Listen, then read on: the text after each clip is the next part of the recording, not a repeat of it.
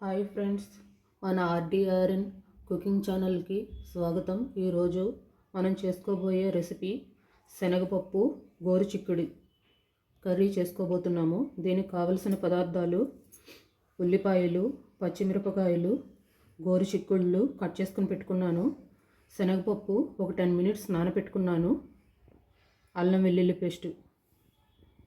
ఇప్పుడు చేసుకోబోయే విధానము: ఈ శనగపప్పుని గోరుచిక్కుడుగాయలని ఒక గ్లాస్ వాటర్ పోసుకుని ఒక 10 మినిట్స్ ఉడకబెట్టుకుందాం.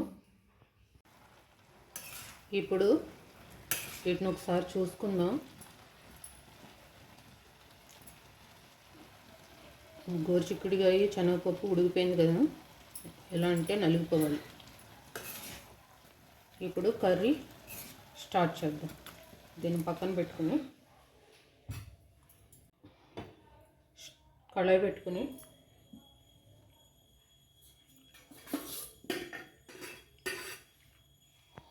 ఆయిల్ పోసుకుందాం.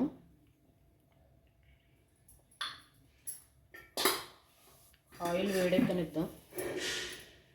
ఆయిల్ వేడెక్కింది. ఇప్పుడు కట్ చేసి పెట్టుకుని ఉల్లిపాయలు, పచ్చిమిర్చి వేసుకుని ఫ్రై చేసుకుందాం. ఉల్లిపాయలు బాగా వేగనివ్వాలి.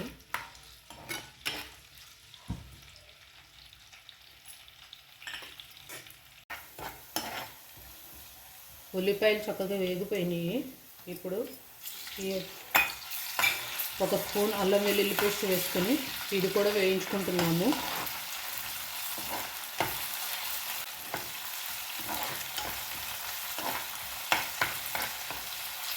అల్లం వెల్లుల్లి పేస్ట్ ఆయిల్లో వేగిపోయింది కదా, ఇప్పుడు మనం ఉడకపెట్టుకున్న ఈ గోరుచిక్కుడు శనగపప్పు వాటర్తో పాటు పోసేసుకుంటున్నాము.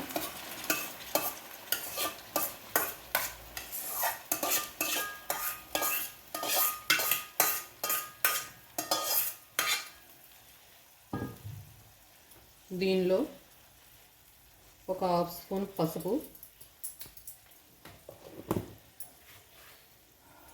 తగినంత ఉప్పు వేసుకొని ఒకసారి బాగా కలుపుకుందాము.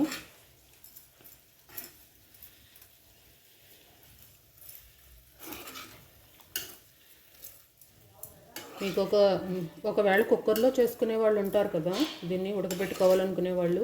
నేను 1/2 కేజీ గోరుచిక్కుళ్ళు తీసుకున్నాను, 1 కప్పు ఏమో శనగపప్పు తీసుకున్నాను. రెండు శుభ్రంగా కడిగేసేసుకొని కుక్కర్లో పెట్టుకొని 2 గ్లాసులు వాటర్ పోసుకొని బాయిల్ చేసుకోవచ్చు 2 విజిల్స్ వచ్చేంత వరకు. మామూలుగా ఉడకబెట్టుకునే వాళ్ళు అయితే వాటర్ 1 గ్లాస్ పోసుకున్నా మళ్ళీ కావాలంటే పోసుకోవచ్చు. అదే కుక్కర్లో మళ్ళీ వాటర్ సరిపోతే కింద మాడిపోయే అవకాశం ఉంటుంది కదా, సో ఆ విధంగా చేసుకోవాలి. ఇప్పుడు దీన్ని మూత పెట్టేసి ఈ ఆయిల్లో ఈ కూరగాయ ముక్కలు కొద్దిసేపు మగ్గ పెడదాం. ఒకసారి మూత తీసి చూద్దాం. ఇది ఆయిల్లో ఉడికిపోతుంది. ఆయిల్లో బాగా మగ్గింది కదా, ఇప్పుడు ఒక 3 స్పూన్స్ కారం వేస్తున్నాను. కారం ఇంకా తినేవాళ్ళు అయితే ఇంకా వేసుకోవచ్చు, తక్కువ తినేవాళ్ళు తగ్గించుకోవచ్చు. మేము మీడియంలో తింటాం కాబట్టి నాకు 3 స్పూన్స్ కారం సరిపోతుంది. గోరుచిక్కుడుకాయలు పిల్లలు తినడానికి ఇష్టపడరు కదా, ఈ శనగపప్పులో ఉండే కమ్మదనం వల్ల ఈ కర్రీ బాగానే ఉంటుంది. ఉత్తినే గోరుచిక్కుడుగా తినమంటే ఎవరు తినరు కదా, సో కొంచెం మసాలాలో వేసుకొని వండుకుంటే పిల్లలు కొంచెం ఇష్టంగా తింటారు. గోరుచిక్కుడుగా మన ఆరోగ్యానికి మంచిది కదా, దీంట్లో ఫైబర్ ఎక్కువగా ఉంటుంది. సో వారానికి ఒకసారైనా పిల్లలకు పెట్టడం మంచిది.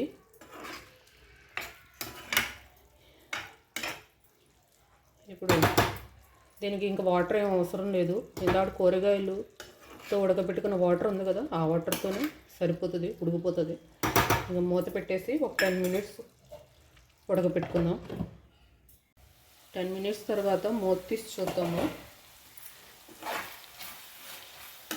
మొత్తం ఉడికిపోయింది, ఆయిల్ పైకి తేలుతుంది కదా,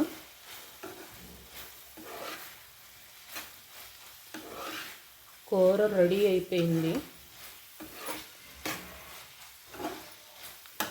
మరీ ఎక్కువ మసాలాలు వేసేసుకుని ఏం చేయట్లేదు, ఇది సింపుల్గానే చేసేసుకుంటున్నాము.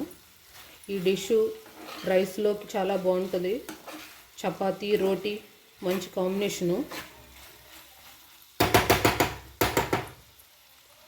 ఇంకా స్టవ్ ఆఫ్ చేసేసుకుంటున్నాము. చూడండి,